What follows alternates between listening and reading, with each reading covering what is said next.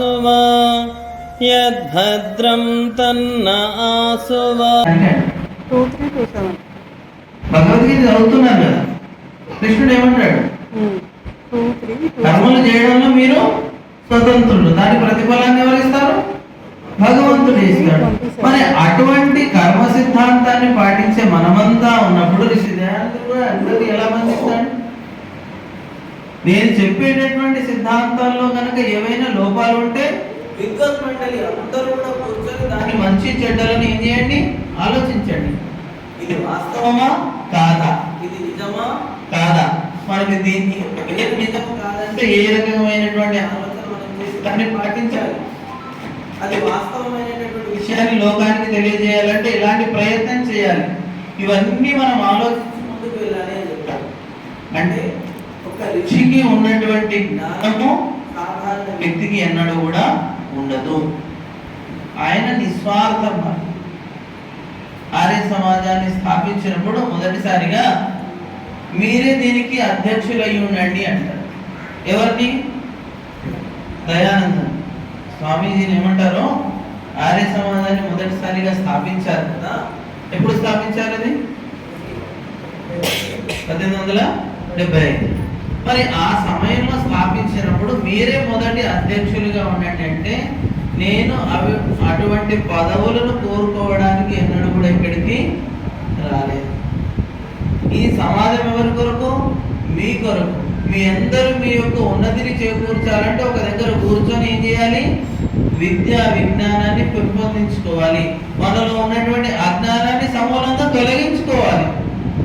ఆ ప్రయత్నం చేయడానికి ఈ యొక్క సంస్థను మనం ఏర్పాటు చేసుకున్నాం తప్ప నేను దీంట్లో గొప్పవాడిని, మీరందరూ తక్కువ వాళ్ళు అనేటటువంటి భావం ఎక్కడెక్కడైతే ఏ సమాజ సంఘాల్లో ఏర్పడిందో అవన్నీ కూడా ధరాశరి నాశనం అయిపోయాయి. ఎక్కడ కూడా బాగుపడే పరిస్థితి. అందుకని ఆయన ఎన్నడూ కూడా ఆ పదవిని కాంక్షించలేదు. ఒకసారి శ్రీ దయానందుడు తన కాలంలో రాజులు మహారాజులు ఆ సమయంలో అందరూ వాళ్ళే ఉండేవారు. ఈ సమయం ఎందుకంటే బ్రిటిష్ పరిపాలన కాబట్టి రాజుల యొక్క పరిపాలన ఉండే.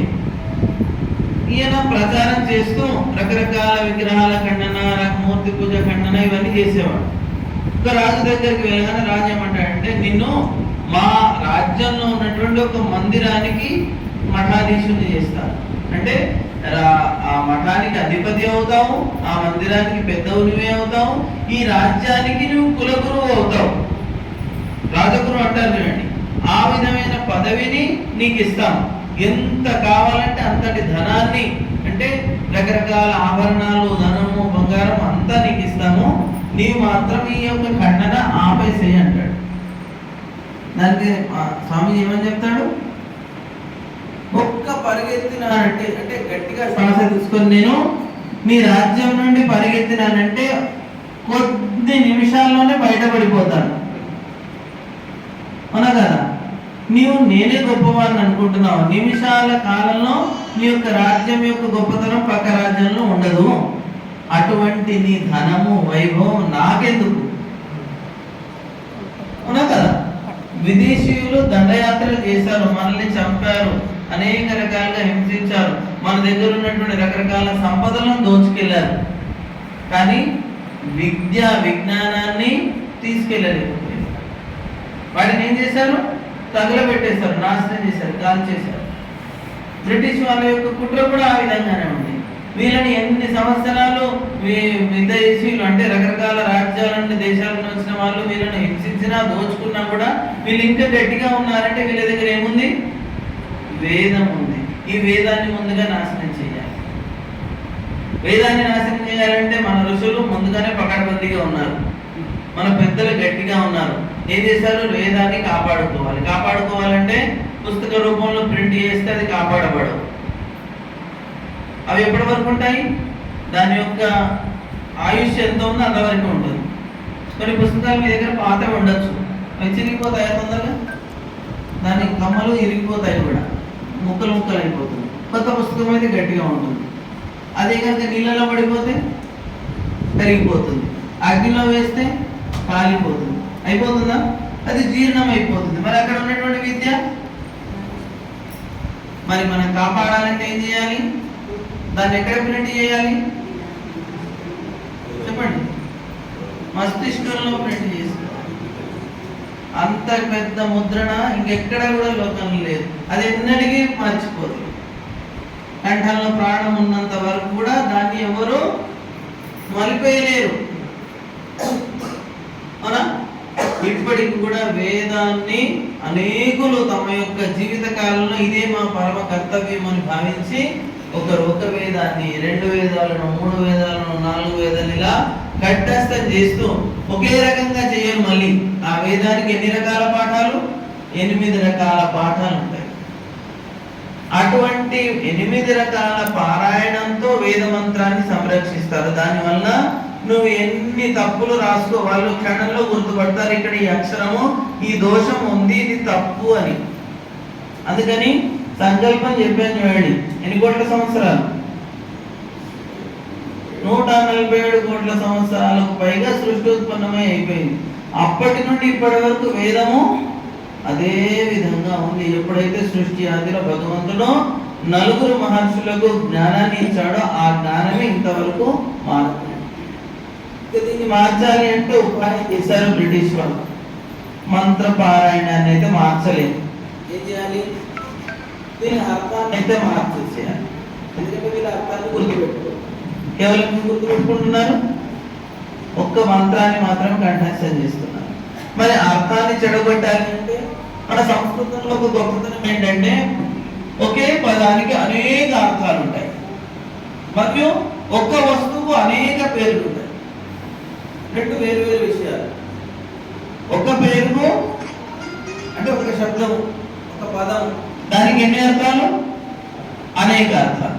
అదేవిధంగా ఒకే వస్తువుకు అనేక పేర్లు కూడా ఉంటాయి. ఈ 2 గొప్పతనాలు ఎక్కడ ఉన్నాయంటే సంస్కృత భాషలో ఉన్నాయి. వేరే భాషల్లో అటువంటి గొప్పతనం లేదు. దాన్ని ప్రయోగించి వేదార్థాలను రకరకాలుగా విభజించి నాశనం చేసేసి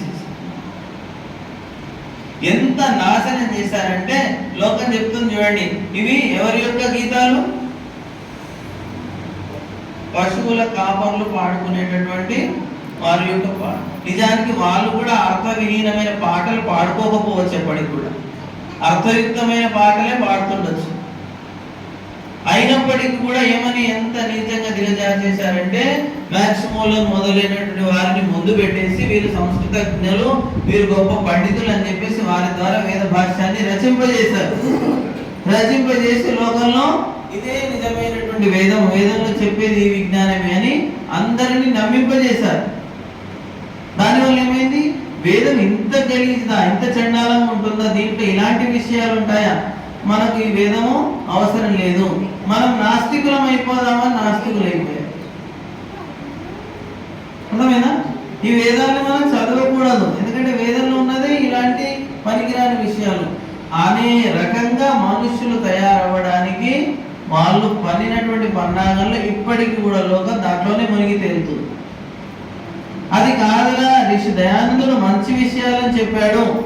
వేదం యొక్క సరైనటువంటి అర్థాన్ని ఎవరు? మహర్షి యాస్కుడు రాసినటువంటి చంద్రశాస్త్రము, పింగళుడు రాసినటువంటి ఇవన్నీ శాస్త్రాలను ముందుకు తీసుకొని ఏం చేశాడు? దీనిని అనుసరించి మీరు ఏం చేయాలి? వేదార్థాన్ని తెలుసుకోండి, వ్యాకరణ జ్ఞానాన్ని పొంది దాంట్లో ఉన్నటువంటి నిజమైన అర్థాన్ని పొందండి. ఈ పదానికి అర్థము వాళ్ళు చేసింది కాదు, ఆ సమయ సందర్భాన్ని బట్టి దాని అర్థాన్ని మనం తీసుకోవాలి అని స్పష్టంగా వేద భాష్యం చేస్తే ఆ భాష్యము ఇప్పటి జనులకు అంగీకార యోగ్యమైంది కాదు. దాన్ని స్వీకరించరు, దాన్ని ముట్టరు. ఒకవేళ కనుక వారిపైన ప్రహారం జరిగి, అంటే ఏ క్రైస్తవుడో ఏ మహమ్మదీయుడో ఇంకేదో లోకంలో ఉన్నటువంటి గొప్ప గొప్ప వాళ్ళం అనుకుంటున్నారో అటువంటి వ్యక్తులు వచ్చి వీళ్ళని కనుక మీ వేదంలో ఇలాంటి పనికిరాని విషయాలు ఉన్నాయి కదా, మరి ఇది వాస్తవమే కదా, మీకంటే గొప్ప మతం మాదే కదా అని అడిగితే సమాధానం కొరకు ఎక్కడికి వస్తారు? మళ్ళీ ఇక్కడికి రావాలి, ఆర్యుని దగ్గరికి రావాలి, ఆర్య సమాజుడు చెప్పినటువంటి సిద్ధాంతం దగ్గరికి రావాలి, ఋషి దయానందుడు చెప్పినట్టు వేద భాష్యం దగ్గరికి రావాలి. అది కనుక లేకపోతే వారికి సమాధానమే లేదు. అందరిపైన వాళ్ళు చెప్తూ ఉంటారు, వీళ్ళు మీ యొక్క దేవతలు ఈ రకంగా ఆ రకంగాని చెప్తూ ఉంటారు. మరి ఆర్య సమాజికుడు చేసేటటువంటి సిద్ధాంతం పట్ల ఎవరైనా విమర్శ చేస్తారా? ఎందుకు చేయలేరు? ఏ మహమ్మదీయుడు చేయలేడు, ఏ క్రైస్తవుడు చేయడు. ఎందుకు చేయడు? అక్కడ ఏం తెలుసు వీరికి? వీరి దగ్గర సమాధానం ఉంది, నిజమైనటువంటి వేదాంతము వీళ్ళ దగ్గర ఉంది. కాబట్టి మనం ఏమి చెప్పినా కూడా అక్కడ మన పప్పులు ఉడకవని తెలుసు. వారి ప్రవచనాలు ఏం చెప్తారంటే, ఎన్ని రకాల హిందూ ధర్మంలో మత సాంప్రదాయాలు ఉన్నాయి, వారందరినీ మనం ఒక్క క్షణంలో మటమాయం చేయొచ్చు. కానీ ఈ సత్యార్థ ప్రకాశాన్ని నమ్ముకునేటటువంటి ఆర్యులు, ఆర్య సమాజికులు ఎవరైతే ఉన్నారో వీరిని కనుక మనం కంట్రోల్లో చేయకపోతే మన సిద్ధాంతము వారిపైన రుద్దలేము. వారికి కూడా కవచం వలె ఉపయోగపడుతుంది. ఏంటిది? ఋషి దయానందుని యొక్క ఆశ్రమం, అదే సత్యార్థ ప్రకాశం. ఇప్పటికీ చదువుతారు. మన హిందువుల కంటే ఎక్కువ మహమ్మదీయులు, క్రైస్తవులే ఆ గ్రంథాన్ని చదువుతారు. ఎందుకు చదువుతారంటే వాళ్ళ మతానికి సంబంధించిన విషయాలు దాంట్లో ఉన్నాయి. ఏది తప్పు ఏది ఒప్పు అనే విషయాన్ని. వారిని కూడా ఋషి దయానందుడు అవమానించలేడు ఎప్పుడు కూడా. ఏమన్నాడు? మీరు అనుకుంటున్నారు కదా మీ మత సాంప్రదాయాలు గొప్పవి అని, దాంట్లో ఉన్నటువంటి విషయాల్లో మంచేదో చెడేదో నేను వివరించి చెప్తున్నాను. ఆలోచించే బాధ్యత మళ్ళీ మీది. మీరు దాన్ని పాటిస్తారా, పాటించరా? ఒకవేళ ఆ సిద్ధాంతాన్ని వదిలి నిజమైన ఆనందదాయకమైనటువంటి వేద జ్ఞానాన్ని మీరు నమ్ముతారా లేరా, అది మీ పైన ఆధారం. నేను మాత్రం ఒత్తిడితో మిమ్మల్ని ఎప్పుడు కూడా నా వైపు నేను రమ్మని చెప్పను అని లోకంలో ఆ సమయంలో ఉన్నటువంటి అన్ని మత సాంప్రదాయాలకు చెందినటువంటి సిద్ధాంతాలను ఎంతో కొంతవరకైనా దాన్ని వివరించి చెప్పాడు. ఆ సిద్ధాంతాన్ని మనం తెలుసుకోవాలి. లోకానికి మంచి చెప్పే ప్రయత్నం మనం ఎంతవరకు వీలైతే అంతవరకు చెప్పుకుంటేనే లాభం కలుగుతుంది. మనం ఇక్కడ కూర్చున్నామంటేనే మనలో ఉన్నటువంటి అజ్ఞానాన్ని తొలగించుకోవడానికి. ఆ అజ్ఞానం కనుక తొలగిపోకపోతే వారి యొక్క బలిదానం వ్యర్థమైపోతుంది. మనం ఏం చేస్తాం? ఇక్కడైతే పండితులు గారు చాలా బాగా చెప్పారు, కానీ ఆచరించడానికి రాగానే ఎవరో అడ్డుపడతారు. మా ఇంటి వాళ్ళు ఒప్పుకోవడం లేరు, నా బంధువులు ఒప్పుకోవడం లేరు, నా మిత్రులు ఒప్పుకోవడం లేరు. చేస్తే ఏమవుతుంది? చేస్తే ఏమవుతుంది? అనర్థం అవుతుంది. అవునా కదా? మీకు విషం ఇచ్చాం, మిత్రుడు ప్రేమతో చెప్తున్నాడు, తినరా కొద్దిగానన్నా తినరా, తిను తిను. మీ అమ్మనే చెప్తుంది, మీ పిల్లలే చెప్తారు, మీ బంధువులే చెప్తారు తినమని. తింటారా మీరు? ఎందుకు తినరు? ఏమవుతుంది? విషయం పోతే పోనివ్వండి, తింటారా? మరి అలా అంత మంచి కోరుకునే వ్యక్తి కూడా ఒకవేళ విషయాన్ని ఇస్తే దాని గుణధర్మాలు మీకు తెలిసి మీరు దాన్ని ముట్టుకోరు, మిగతా విషయాలు కూడా అలాంటి సంకల్ప బలం ఎందుకు ఉండదు? ఇది చెడుది, దీన్ని పాటించడం చేత నాకు మంచి జరగదు